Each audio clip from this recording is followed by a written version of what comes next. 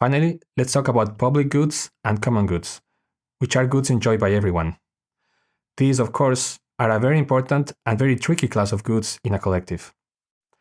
Public goods, like fireworks or streetlights, are non-excludable and non-rivalrous, meaning that no one can be excluded from enjoying them, and one person's use doesn't diminish the availability for others.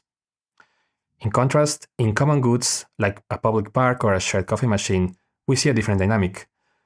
These goods are still non-excludable, but they are rivalrous. If I use the coffee machine and leave it dirty, I reduce its usefulness for everyone else.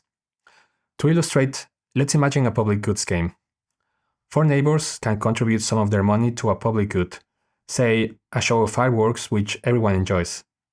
The size of the show will be proportional to their contributions, so let's say that whatever they contribute collectively will be doubled in value and then distributed equally among all neighbors. What's the best strategy for each neighbor individually? The answer is to contribute nothing and free ride on the contributions of others. In fact, the only Nash equilibrium is one where nobody contributes. However, if everyone follows that strategy, the collective payout is zero because there is no show. The optimal outcome, of course, is one where everyone contributes a large sum of money to the show. But individual incentives push them towards under-contributing. On the other hand, an example of a common good game is the same 4 neighbors fishing in the local pond. Fishing gives a private benefit, but collectively overfishing the pond will destroy its ecosystem, which is the worst possible outcome for everyone, as there will be no more fish. Unfortunately, the only Nash equilibrium is for the pond to be overfished to exhaustion. This result is known as the tragedy of the commons.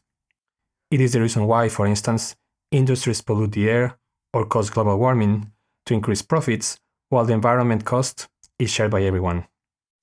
There are ways to address these issues. Governments can introduce mechanisms like carbon credits, where companies have to pay for the right to pollute. By internalizing the cost of pollution, these companies are incentivized to reduce their emissions, aligning individual behavior with the collective good. In other words, the solution is to change the incentives of the game to turn a desired outcome into a Nash equilibrium.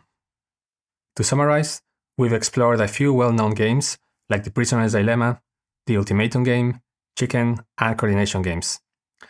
Nash equilibria can provide an intuition of what the expected outcomes will be, but they don't always predict real-world behavior perfectly.